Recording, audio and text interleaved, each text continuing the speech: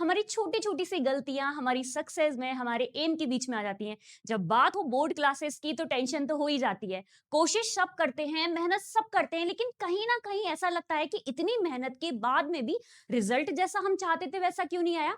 तो बेटा हम करते हैं ऐसी सिली मिस्टेक जिनको हमें पता नहीं होता और हम करते चले जाते हैं। लेकिन जब रिजल्ट आता है अपनी जैसा हमने सोचा है मेहनत के बाद में भी वैसी परसेंटेज नहीं बनती तो पेन तो होता है। तो आइए आज हम वैसी मिस्टेक देखते हैं जो हमें एग्जाम में नहीं करनी, हमें वो अवॉइड करनी है, वो कौन-कौन सी है और उनको दूर करके जो भी आपने परसेंटेज का ड्रीम देखा है उसको आप पूरा कर सकते हैं। सबसे पहले देखते हैं सिलेबस। कभी भी सिलेबस को ओवरवेल्म ना करें कि ये तो इतना सारा सिलेबस है, मैं कैसे करूँगा, मैं कैसे पढ़ पाऊँगी? पूरा टाइम इसी में टेंशन में रहें कि अरे! इतना सारा सिलेबस है, ये मुझसे कैसे होगा? इसको मैं कैसे डिवाइड करूँ? हम ये सोचने समझने में और उसकी टेंशन में बहुत सारा टाइम खराब कर देते हैं, ये आपको पता भी होगा। इसलिए एक बार माइंडसेट से बैठें, जो सिलेबस अभी एनसीईआरटी ने चेंज भी किया है थोड़ा बहुत आपका, उसके अकॉर्डिंग अपना सिलेबस प्लान करें, बनाएँ, बैठें और डिवाइड करें कि कितने टाइम में हमें किस तरह से यूनिट फ्री करनी है, किस तरह से अपने चैप्टर्स को रिवाइज़ करना है, किस तरह से हमें अपने आप को प्रिपेयर करना है। बार-बार सिलेबस से डरने की बजाय एक बार बैठें और सॉर्ट आउट करें। सेकंड है आपका डोंट स्टडी रैंडमली।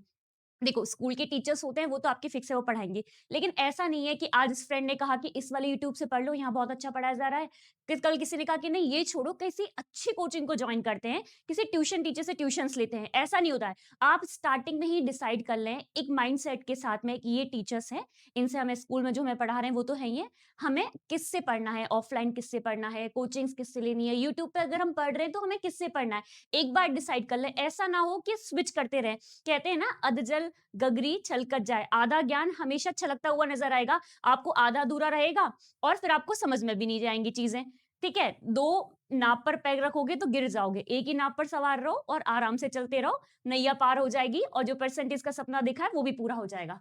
उसके अलावा है आपके स्कूल के बीच में और कोचिंग के बीच में और आपकी सेल्फ स्टडी के बीच में टाइम टेबल को एक माइंडसेट के साथ बिठाना। ऐसा नहीं कि सोचे कि स्कूल में पढ़ाए, फिर सोचे कि कोचिंग में पढ़ लिया, अब सेल्फ स्टडी करके क्या ही करना है।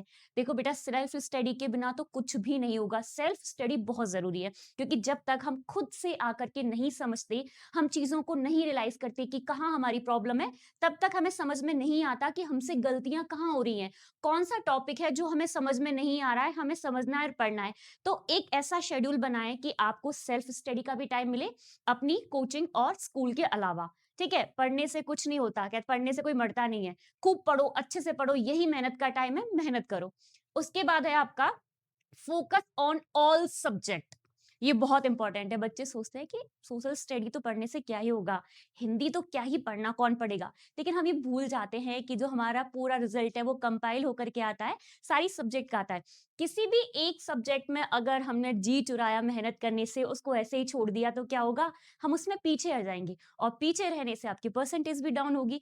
तो किसी भी सब्जेक्ट को कम ना आंकें, सबको अच्छे से वेटेज दें, सबको पूरा-पूरा समय दें। हाँ, जिस सब्जेक्ट में आपको ज़्यादा प्रॉब्लम है, कम समझ में आ रहा है, जहाँ आपको लगता है कि मेहनत ज़्यादा करनी है, वहाँ थोड़ा-सा आप ज़्यादा टाइम दें। और जो आपको लगता है कि आप जल्दी से फटाफट से गेन कर लेते हैं, आपको याद करने में ईज़ी है, वहाँ थोड़ा कम समय दे सकते हैं, लेकिन समय सबको देना है। और इतना देना है कि जब एग्ज़ाम में आए तो तारे-ज़मीं वाली हालत ना हो, आप अच्छे से अपने पेपर को अटेम्प्ट कर पाएँ। उसके अलावा है डोंट रिपीट सिली मिस्टेक।